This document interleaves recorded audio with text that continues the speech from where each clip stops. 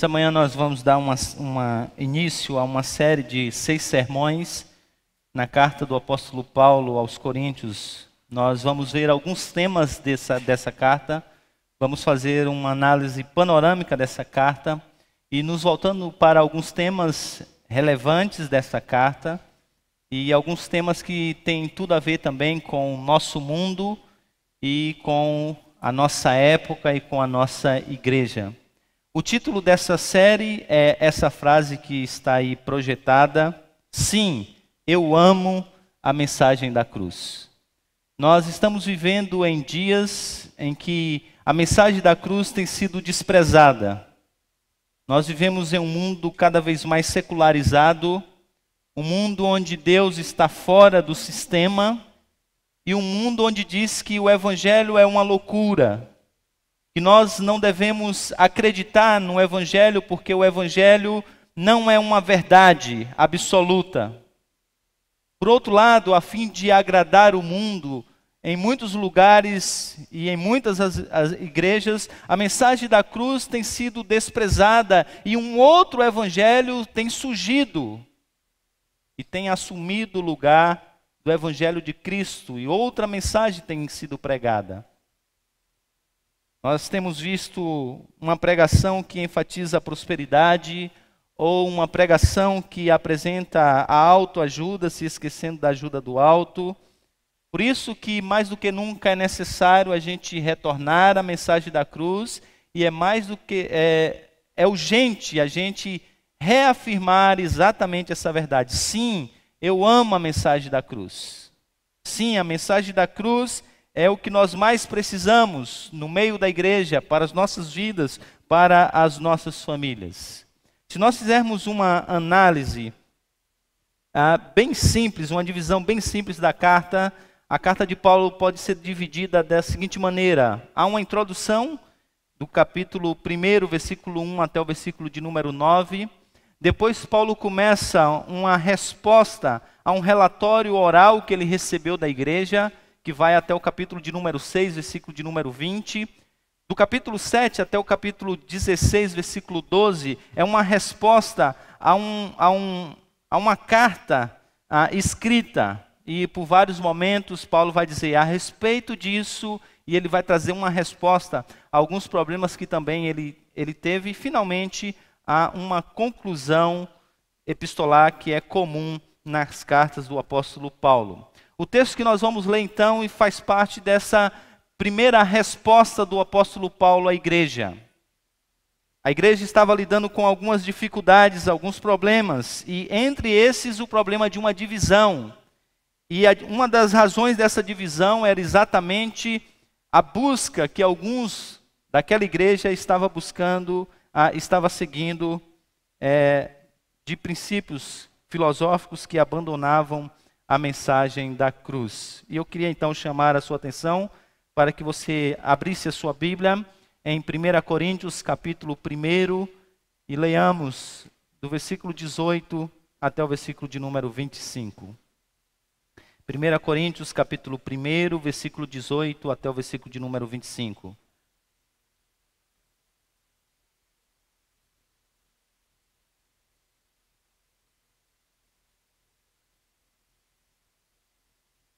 Pois a mensagem da cruz é loucura para os que estão perecendo, mas para nós que estamos sendo salvos, é o poder de Deus, pois está escrito: destruirei a sabedoria dos sábios e rejeitarei a inteligência dos inteligentes.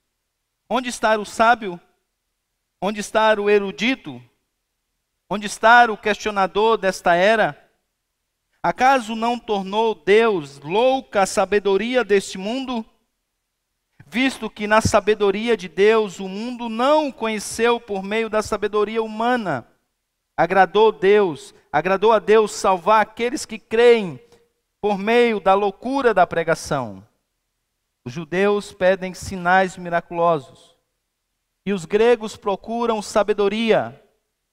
Nós, porém, pregamos Cristo crucificado, o qual de fato é escândalo para os judeus e loucura para os gentios.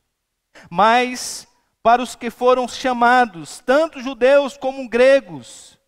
Cristo é o poder de Deus e a sabedoria de Deus. Porquanto a loucura de Deus é mais sábia do que a sabedoria humana, e a fraqueza de Deus é mais forte que a força do homem. Baixe sua cabeça, vamos falar mais uma vez com o Senhor. Senhor Deus, aqui estamos mais uma vez na Tua presença. A Tua palavra foi aberta e lida. E nós reconhecemos que em nós não há capacidade humana para entendê-la na sua plenitude. Reconhecemos que em nós mesmos nós somos incapazes de expô-la. Por isso nós queremos te pedir que nesse momento o Senhor, por meio da ação do Teu Espírito Santo, ilumine as nossas mentes. Que o Teu Espírito Santo trabalhe em nós, através de nós e sobretudo, apesar de nós, na exposição da Tua palavra. De maneira que a beleza da Tua sabedoria possa ser apresentada nessa manhã, de maneira que nós venhamos entender o quanto o Senhor é glorioso, o quanto o Senhor é um Deus sábio que rege e governa todas as coisas, e o quanto nós precisamos de Ti nas nossas vidas, o quanto que nós precisamos da mensagem da cruz, para que tenhamos condições de ter a salvação da nossa vida, da nossa alma e encontrarmos em Cristo a plenitude de toda a nossa vida. Fala-nos, Pai, nessa manhã, pedimos-te isso e o fazemos em nome de Jesus. Amém.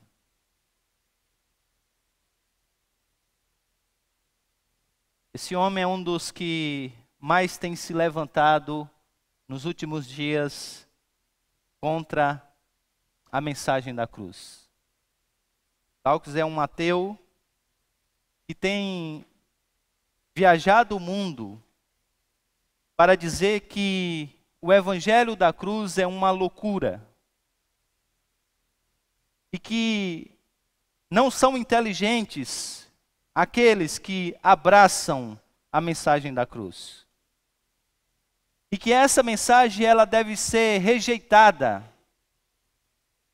E que essa mensagem ela deve estar colocada, deve ser colocada na periferia, no máximo na periferia da nossa vida. E ele tem atacado em todos os lugares, em todas as faixas etárias. Recentemente ouvi dizer de um acampamento que ele realiza para crianças, a fim de ensinar o evangelho secular e apresentar uma verdade oposta à verdade de Deus e à sabedoria de Deus. Tem feito discípulos mundo afora, sobretudo entre jovens universitários. O texto que nós lemos, no entanto, nos ajuda a entender uma coisa muito importante e a ideia central dessa passagem, a ideia central dessa mensagem é exatamente essa. A mensagem da cruz, ela vai de encontro com a sabedoria humana e ao encontro da sabedoria de Deus. E permita-me explicar essa frase para que você entenda o que eu quero dizer a vocês nessa manhã. A expressão ir de encontro tem a ver, traz o sentido de ir contra alguma coisa ou alguém. Ou seja, a mensagem da cruz, ela vai contra a sabedoria humana. Ela choca-se com a sabedoria humana e ela destrói a sabedoria humana. Ao mesmo tempo que Paulo vai dizer que essa mensagem da cruz, ela também vai ao encontro da sabedoria divina. Ela revela o quanto Deus é sábio, o quanto Deus é glorioso. Por isso eu queria nessa manhã que a gente entendesse à luz desse texto que a mensagem da cruz vai de encontro com a sabedoria humana e ao encontro da sabedoria divina. Observe vocês no versículo de número 18, que o apóstolo Paulo diz que a mensagem da cruz, ela é loucura para os que estão perecendo. Mas essa mensagem também, ela é sabedoria de Deus, ela é poder de Deus para aqueles que estão sendo salvos.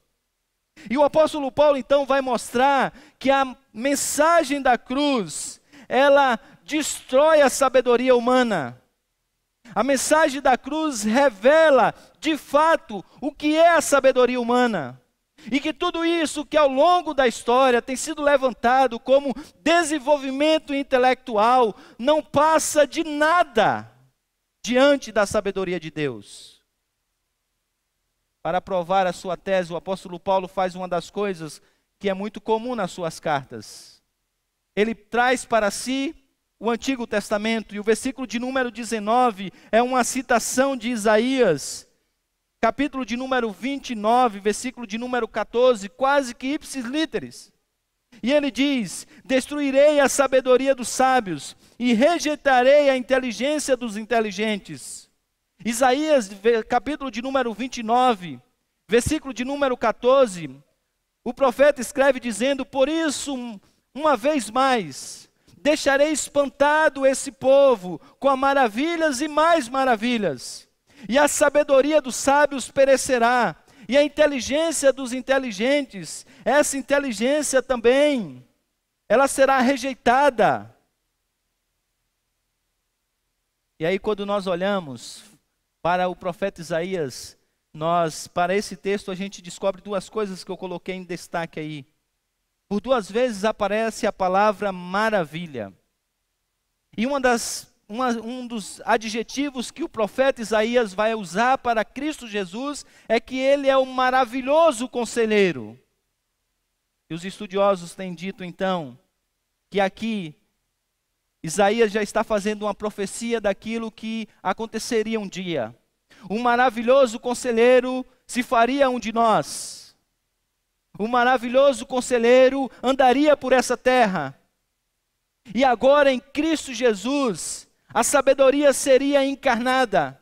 A sabedoria tão apresentada no livro de Provérbios, no Antigo Testamento, deixaria de ser uma ideia e agora se tornaria uma pessoa.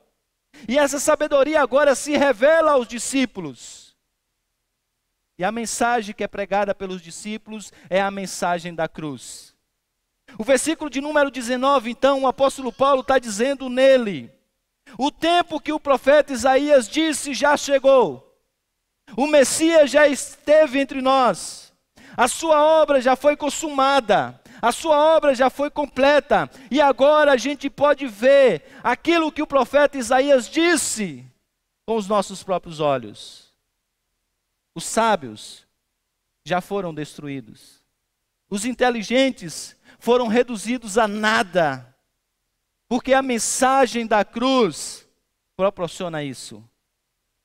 E agora ele vai defender então o seu ponto, fazendo 4 perguntas retóricas. A primeira delas é: onde está o sábio? Versículo de número 20. A segunda: onde está o erudito? Onde está o questionador desta era?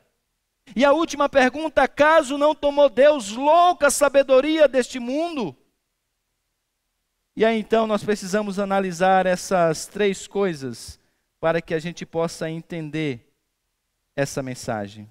A primeira delas, então, a primeira pergunta retórica é: onde está o sábio? A primeira coisa que nós precisamos entender, como bem observou D.A. Carson, é que a sabedoria aqui descrita por Paulo não é a sabedoria do Antigo Testamento, apresentada no livro de Provérbios, que tem a ver com o temor prático, a vida prática no temor do Senhor. A sabedoria também descrita aqui não é a sabedoria tão conhecida no Ocidente, quando se define sabedoria como uma espécie de esperteza, trazendo mais para a nossa cultura como uma espécie de jeitinho brasileiro. Sábio é aquele que é esperto. Não. A sabedoria que Paulo tem em mente quando ele escreve esse texto é a sabedoria grega. A cidade de Corinto está muito próximo de Atenas, onde é o berço da filosofia, onde foi o nascedor dos maiores filósofos que o mundo já viu. E essa cidade é influenciada por esse pensamento. E na verdade, muitas das pessoas que agora fazem parte dessa igreja, no passado seguiam esses filósofos, andavam com esses mestres. Agora eles estão dentro da igreja, mas a filosofia não saiu dentro deles. E eles estão agora apegados a essa filosofia humana e deixando de lado a mensagem da cruz. E o apóstolo Paulo então tem em mente uma sabedoria que aqui para os gregos é uma espécie de cosmovisão bem articulada, que define os valores e ordena as escolhas. E sobretudo afirma o sentido da vida no que diz respeito ao entendimento do que é o universo, ao entendimento do que é a vida e até mesmo trazendo respostas para a morte. A filosofia que aqui é apresentada pelo apóstolo Paulo é uma filosofia que acredita que tem respostas para todos os dilemas da vida, que consegue responder às questões que vararam todos os séculos: quem nós somos, da onde nós viemos e para onde nós vamos.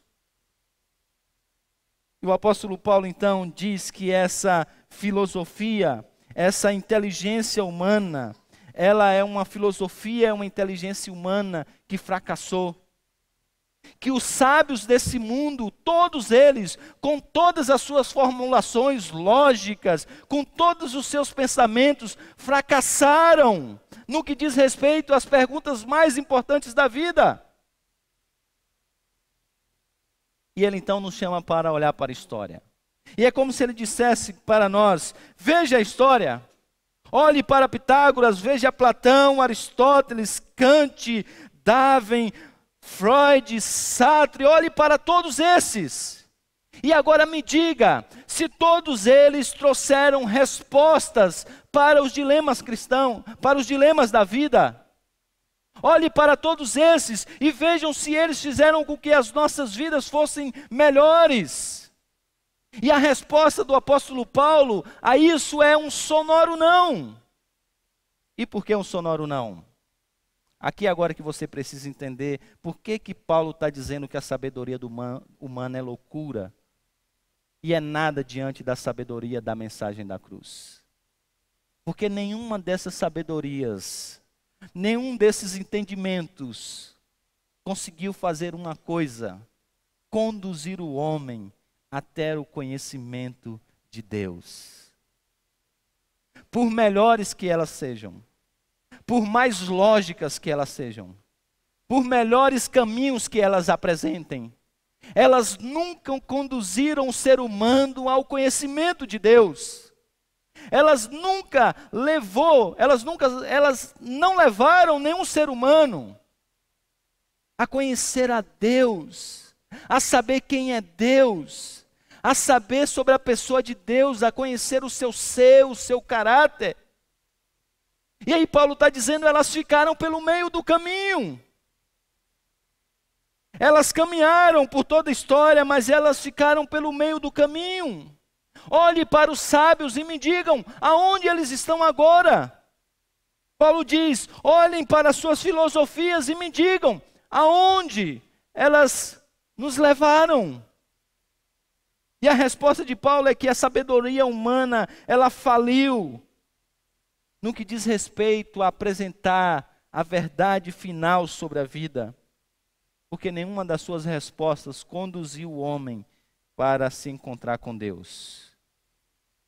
Não importa os méritos e os deméritos, nenhuma sabedoria humana termina na cruz. Nenhuma. Marxismo nos leva para a cruz? Não. Capitalismo nos leva para a cruz? Não. As filosofias de Freud nos levam para a cruz? Não. E Paulo está dizendo, na verdade, todas essas sabedorias, elas nos afastam da cruz. Por isso, elas foram falidas. A segunda pergunta que o apóstolo Paulo, então, apresenta de forma retórica é, mas me diga também, aonde está o erudito? A palavra erudito aqui é a palavra usada no Novo Testamento para descrever um escriba. E o escriba, então, era uma espécie de mestre da lei. E ele, com seu moralismo, ele dizia ter a resposta para os anseios da nossa alma. Eles diziam ter o caminho para conduzir a Cristo. Mas diz Paulo, a lei deve servir de aio para apontar para Cristo. Mas esses eruditos não levaram a Cristo. Na verdade, eles afastaram a igreja de Cristo. E Paulo diz, então, aonde é que estão os mestres da lei? Eles nos conduziram a Cristo? E a resposta de Paulo é um sonoro não. E se eles não conduziram-nos a Cristo, e Cristo é o único caminho, é a única verdade, é o único meio para nós termos a vida, como as crianças estão desenhando nos seus desenhos, então eles falharam na sua proposta. E aí Paulo ainda levanta um outro grupo que também está conectado com a filosofia daquela época. Onde está o questionador desta era? Uma das coisas mais presentes nesse período era exatamente os grandes oradores. A filosofia grega tinha uma virtude de ter grandes oradores. E muitos desses oradores usavam do seu potencial da oratória para enganar as pessoas. Através das suas argumentações lógicas, através do potencial de persuasão, eles conduziam as pessoas. E esses tinham grandes seguidores. Era comum nos mercados daquela época as pessoas se reunirem para ouvir um grande orador discursar sobre questões da vida. E multidões estavam à sua volta, outros jovens o seguiam. E eles diziam, através da sua persuasão, conduzindo através de gestos, de sinais, aquele grupo dizendo como eles poderiam alcançar o sentido da vida, como eles poderiam, por meio do seu conhecimento, eles poderiam conduzir a uma vida melhor. E eles acreditavam então que através de debates e intercâmbios filosóficos era possível alcançar a verdade. Por isso que era comum ter muitos embates nessa época, porque através disso um provava que o outro estava errado e um mostrava a fraqueza do argumento do outro, e um dizia então, aqui está a verdade, e o apóstolo Paulo olha para eles e diz, então, eles estão aí discussando, as pessoas estão ouvindo, mas a pergunta que eu faço a vocês é, o seu discurso conduz à cruz, a mensagem da cruz? E Paulo diz, não. E se eles não conduzem a mensagem da cruz, então eles faliram no seu discurso. E é muito interessante a gente observar que quando Paulo está no Areópago andando, o lugar onde eles estavam sempre discutindo filosofias, coisas sobre respostas importantes da vida, quem nós somos, de onde viemos, para onde vamos, lá estava um altar. Havia altar para todos os deuses daquela época, mas lá estava um altar. E qual era esse altar? Dizia, quando Paulo se aproxima, do Deus desconhecido. E Paulo diz, é esse Deus que vocês não conhecem, que eu quero apresentar. E por que esse Deus é desconhecido? Porque nenhuma das suas formulações conduzia à cruz que conduz a Cristo. Por isso Paulo então se pergunta, então, aonde está? Aonde está o sábio então? Me diga, irmãos, aonde está o sábio? Eles conduziram você para a cruz? Não. Me diga, onde está o erudito? Eles conduziram vocês para a mensagem da cruz? E Paulo diz, não. Aonde está então o questionador dessa era? Aonde estão os debatedores? Essa é a melhor tradução, talvez, para esse texto. Aonde estão os oradores desse tempo nosso, que discursam sobre a vida? Eles conduziram vocês para a mensagem da cruz, que leva ao conhecimento de Deus. O apóstolo Paulo diz, não. O apóstolo Paulo diz, então, se eles não conduziram, Eles falharam. Se não conduziram, então, de que vale? Qual o valor, então, de todo esse discurso, de todas as formulações lógicas, de todas as argumentações, de todo o poder de persuasão? Para que serve? Para nada. E aí Paulo, então, vai dizer que eles falharam. E por que eles falharam? Por que isso aconteceu? É a resposta que Paulo dá por meio de uma pergunta retórica. Acaso não tornou Deus louca a sabedoria desse mundo? Acaso Deus não tornou louca a sabedoria desse mundo? Deus quis então que as coisas não acontecessem como era mais ou menos planejada. Deus fez uma coisa extremamente diferente. Olha o versículo de número 21, diz assim: visto que na sabedoria de Deus o mundo não conheceu por meio da sabedoria humana. Deus quis que fosse assim. A primeira coisa é que Deus quis que a sabedoria humana fosse falida. Por que que eles discutiram, mas eles não chegaram até o conhecimento da cruz? Porque Deus assim quis. Para mostrar a beleza do seu plano. Para mostrar que não depende de quem quer que pense, ou de quem quer que faça alguma coisa, mas de Deus, que se dá a conhecer. O conhecimento de Deus é uma coisa que nós recebemos e não que nós adquirimos. Diz Paulo que Deus quis que assim fosse. Diz Paulo que Deus escolheu esse meio. E aí, o versículo de número 21 vai apresentar uma outra realidade. Olha, já que isso não aconteceu, agradou Deus, a segunda parte do versículo de número 21, agradou Deus salvar aqueles que creem por meio da loucura da pregação. Olha o que Paulo está dizendo. Paulo está dizendo que na sabedoria de Deus, ele escolheu um plano improvável. Ele escolheu um plano improvável. Ele quis que as pessoas conhecessem pela loucura da pregação. O que Paulo quer dizer com isso? Observe que ele vai dizer mais à frente que os judeus pedem o quê? Sinais. Os judeus pedem sinais. Eles querem ver, eles precisam de uma comprovação para que eles acreditem. E por muitos e muitos momentos, Cristo está andando entre os judeus e os mestres, os eruditos dizem: então nos mostre um sinal de que você de fato é o Filho de Deus. Jesus fez muitos sinais, muitos milagres, mas nenhum deles em resposta a esse pedido. E por que Jesus não fez isso? Porque ele não ia se submeter à autoridade dessas pessoas. E eles querem sinais. E Deus não dá esses sinais para eles. Agora os gregos, eles buscam sabedoria. Entre eles, muitos aqui da cidade de Corinto. Eles não exigem sinais. Eles não querem milagres para acreditarem no Evangelho. Mas eles querem que o Evangelho passe pelo seu padrão filosófico. Pela sua racionalidade. Eles querem que o Evangelho se encaixe na sua maneira de pensar.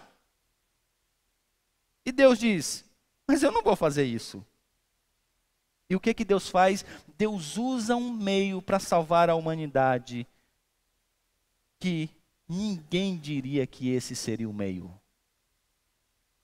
É isso que Paulo está dizendo. É como se ele estivesse dizendo assim: olha, um romance sobre a história da humanidade. E esse romance é escrito por um grego.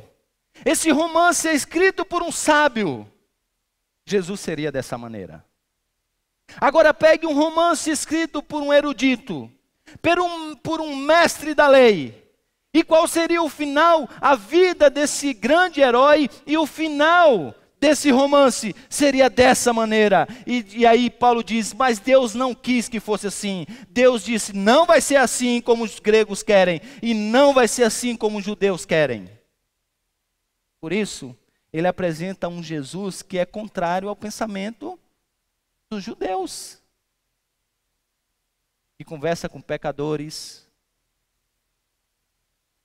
um Jesus que morre em uma cruz. Né? Gente, a gente não tem a ideia do que é alguém morrer numa cruz para um judeu. Isso é sinal de maldição. Isso é sinal de alguém que é maldito. Isso para a filosofia é uma loucura. Até hoje os intelectuais ateus dizem isso. Vocês acreditam em um Deus que morreu? Vocês acreditam? Então você quer dizer para mim que o cara que você segue é alguém que morreu como um bandido em uma cruz? É isso que você quer dizer para mim? Esse é o seu herói. Eles dizem em tom irônico. É alguém que morreu em uma cruz. Se o cara não conseguiu salvar a si mesmo, vai salvar a sua alma como? Vai salvar a sua vida. Se é alguém que não teve nunca nada na vida, como ele vai te dar a plenitude da vida? Alguém que nasceu em uma manjedoura, agora vai te dar uma vida próspera em um céu que ele criou para você?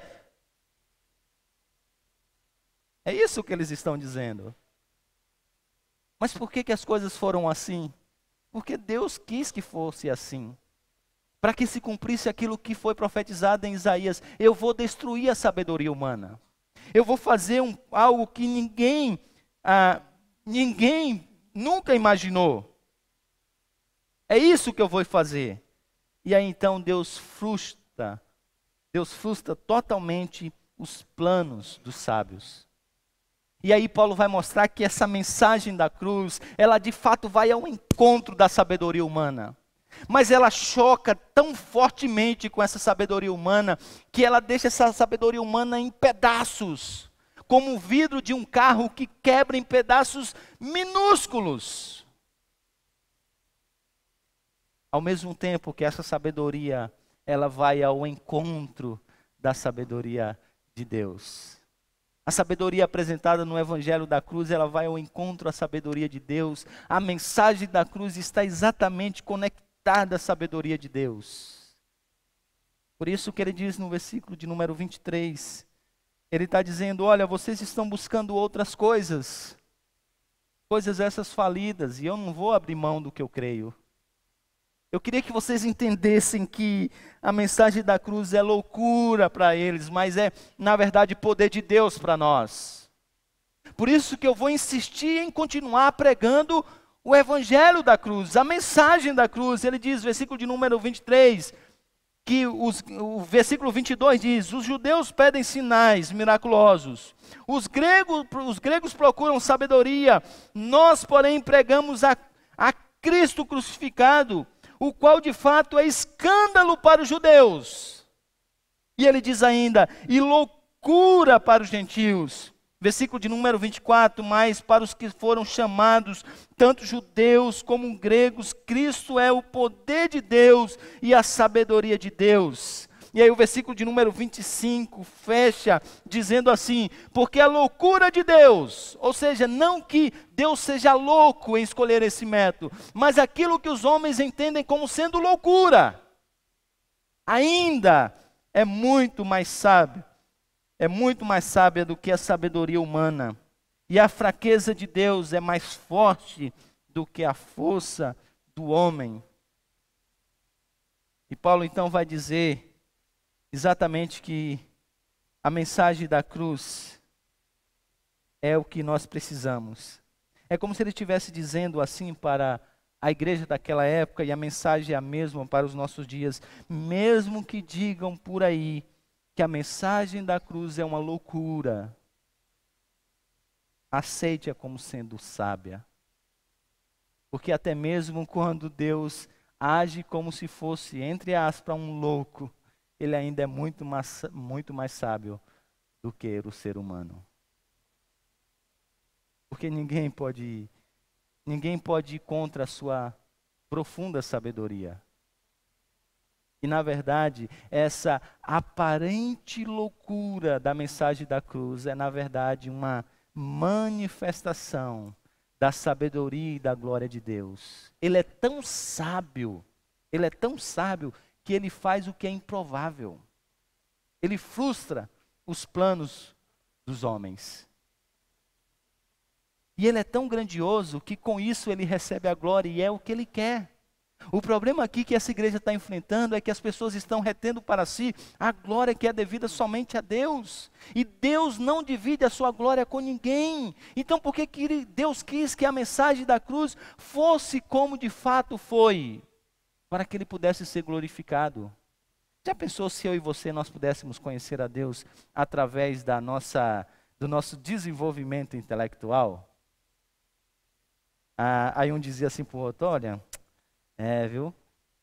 Desculpa, né? Você ainda não chegou nesse nível, né? Estou aqui no grau 33. Desculpa, né? Você... é uma pena, viu? Mas se esforcem, continue assim exercitando o seu cérebro, né? Procure até talvez aí o Marcos Romanos, ele tem alguns jogos que ajudam a desenvolver, né? A mente. Continua firme aí, viu?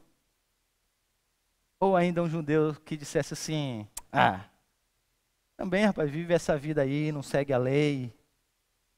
Sabe, mais ou menos como a oração do publicano. Ô Senhor, a oração do fariseu quando estava com o publicano, né? Senhor, eu te dou graças, viu? Sabe por quê? Porque não sou como esse pecador aí. Eu faço tudo direitinho, eu sigo a tua lei. Senhor, eu só tenho a te louvar por mim mesmo. Na verdade, Senhor, até me orgulho dessa minha humildade. Só que Deus não queria que as coisas fossem assim. Deus não queria que a gente o conhecesse dessa maneira. Porque se nós o conhecêssemos assim, a glória seria nossa. Pelo que a gente faz, pelo que a gente pensa. Deus não queria isso. Deus queria que a glória fosse dele. E que o seu nome fosse exaltado, e que o mundo reconhecesse a sua sabedoria, e que ninguém pode pensar como ele pensa. Por isso ele fez com que a mensagem da cruz fosse como foi. Agora uma coisa mais interessante que eu aprendi lendo esse texto. Os filósofos diziam que eles tinham uma mensagem coerente, lógica, e que eles buscavam a verdade, e a verdade racional. E essa era a maneira que eles tinham então para convencer as pessoas. Os oradores daquela época, eles, por meio de um discurso persuasivo, ele atraía as multidões. E os eruditos daquela época, por meio de coisas grandiosas, porque eles sempre queriam sinais, eles faziam com que as pessoas acreditassem na sua mensagem. Agora olha a grandeza e a sabedoria de Deus. Deus faz com que eu e você venha a Ele sem nada disso. Ele simplesmente diz, vem, e acabou. Não teve que o mar vermelho se abrir para que eu pudesse conhecer a Deus. Eu não me lembro muito do meu tempo de conversão, mas a única coisa que eu sei é que Deus me chamou. E assim, eu era ainda um adolescente, eu não tinha assim, não era superdotado para entender esse evangelho. Não. O mar não se abriu. Eu ainda acho que eu não era e nem sou inteligente assim. Nada disso.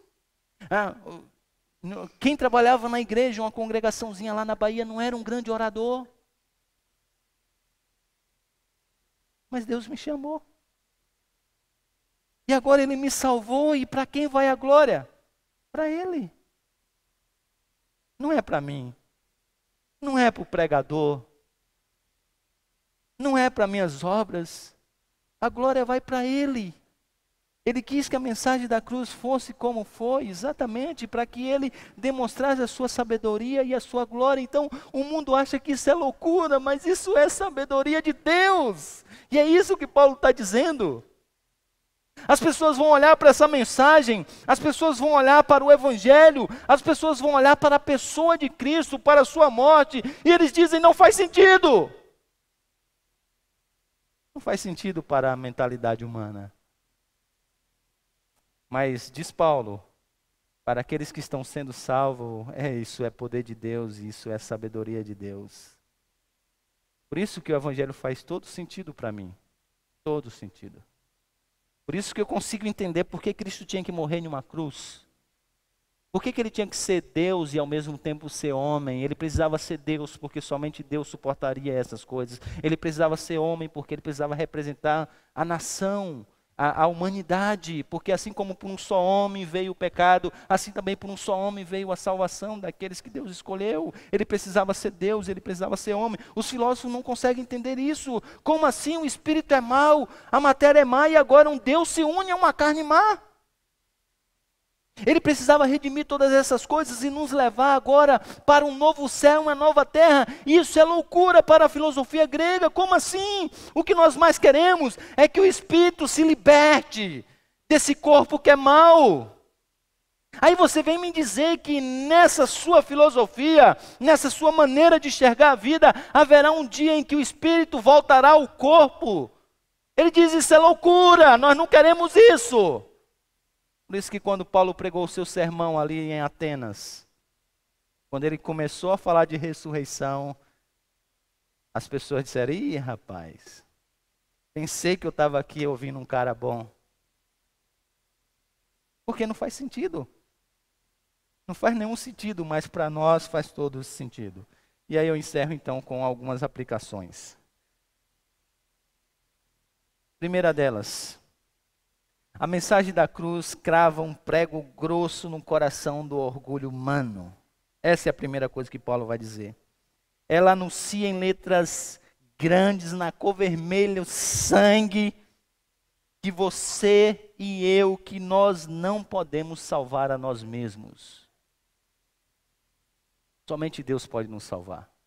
É por isso que nós relutamos tanto com essa mensagem da cruz, porque ela humilha a gente. Ela tira de nós toda a glória, e nós queremos glória. Nosso coração é orgulhoso e Paulo sabe disso. O coração desses irmãos está cheio de orgulho. Há muita gente na igreja que acha que é melhor do que de fato é. E Paulo diz: a mensagem da cruz, ela nos humilha. Ela nos humilha totalmente. Uma outra coisa que nós precisamos entender: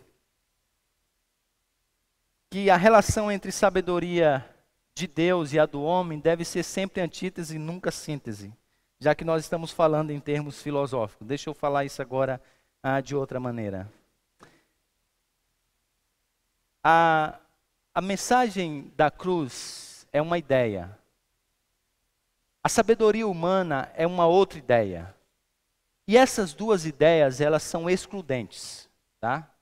Paulo está apresentando aqui que essas duas coisas são opostas. Uma coisa é a sabedoria de Deus, outra coisa é a sabedoria do mundo. E a sabedoria de Deus é oposta à sabedoria do mundo. E na verdade essas duas sabedorias estão em guerra. Deus está querendo destruir a sabedoria humana. E por que é importante a gente entender isso? Porque a igreja está fazendo, sabe o quê? Em muitos lugares, está tentando juntar essas duas coisas.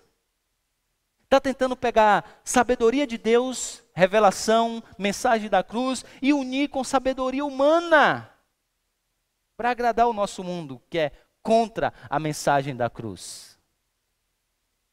Agora você entende por que não se prega muito sobre a mensagem da cruz? Porque se ela é escândalo para um e ela é loucura para outro, deixemos essa mensagem de lado e esses vão se unir a nós. E aí o que está acontecendo? Está acontecendo que as pessoas estão unindo essas duas coisas. E estão tentando fazer isso unindo princípios da sabedoria divina com a filosofia contemporânea. E isso é visto, por exemplo, em alguns lugares onde já se nega algumas verdades centrais da fé cristã. Já se nega sobre a revelação de Deus, já se nega a ressurreição, já se nega céu, já se nega todas essas coisas. Porque se a razão diz que tem que ser assim, então vamos dizer que também é assim. E a gente mistura essas duas coisas. E aí as pessoas estão ditando como devem ser as coisas. Paulo diz assim: não deve ser assim. A razão pela qual, gente, entenda isso. A razão pela qual Paulo diz: olha, os judeus eles pedem sinais, mas Deus não vai dar sinais. Os gentios pedem sabedoria, mas Deus não vai dar sabedoria. Por quê? Porque se Deus fizesse dessa maneira, era eles que diziam. Era eles que estavam sobre todas as coisas, diziam se iam seguir a Deus ou não. É mais ou menos como alguém, um judeu, que está lá olhando e dizendo assim: Veja bem. Olha, deixa eu ver aqui. Peraí, você, Deus, né? Deixa eu ver aqui as suas credenciais para ver se eu vou andar com você. Veja bem. Olha, uma coisa, rapaz. Com base no Antigo Testamento. Legal. Poucos sinais. Desculpa, Deus, não vai dar. Poucos sinais, então não vai dar. Aí o gentio diz assim: tem umas coisas interessantes. Olha que sacada legal aqui. Esse pensamento é lógico. Olha, mas tem algumas coisas aqui que eu não entendo. Isso aqui não é racional. Jesus nasceu e veio por obra do Espírito Santo, meio de um... Não dá para entender isso. Não, ele também era Deus e era homem. As duas coisas em um. E ainda existe uma trindade nessa aí. Então são um Deus em 3 pessoas. Cara, não dá. Como se eles tivessem o direito de dizer as credenciais de Deus, de dizer, eu ando ou eu não ando com o Senhor. E Paulo diz, não, vocês não têm esse direito. E por isso a gente não pode fazer síntese. Uma última coisa que é bem próxima de nós também. É que a mensagem da cruz é sábia, por isso pode ser defendida de forma inteligente. É uma coisa louca dizer que a nossa fé não é racional. A nossa fé não passa pelo racionalismo, isso é uma verdade. Mas a nossa fé, ela é sábia e Deus mostra o quanto a nossa fé é sábia. Por isso que eu gosto da frase do C.S. Lewis, que ele diz assim: eu acredito no cristianismo como acredito no sol, como acredito que o sol nasce todo dia. Não apenas porque o vejo, mas porque através dele vejo tudo ao meu redor. Na verdade, a sabedoria de Deus ela é tão importante na nossa vida que somente por meio dela é que a gente consegue compreender tudo mais nas nossas vidas. Somente por meio dessa mensagem que é a mensagem da cruz. A sabedoria de Deus excede toda a sabedoria humana. E por que ela excede toda a sabedoria humana? E por que somente ela que a gente deve seguir? Uma questão muito simples. Sabe aquelas questões mais importantes que o mundo tem lidado há anos? Quem sou? De onde vim? E para onde vou? A mensagem da cruz tem resposta para isso. Quem sou? Eu sou um homem que foi criado por Deus, criação. Eu sou um homem que teve um representante que caiu, chamado Adão, queda. Eu sou um homem que conhece um Salvador, que há de me salvar a minha vida, restaurar a minha vida, redenção.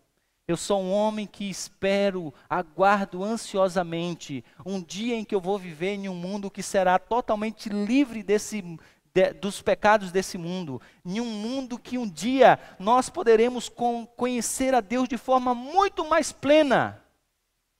E esse mundo se chama o novo céu e a nova terra, que o próprio Cristo tem preparado. Consumação.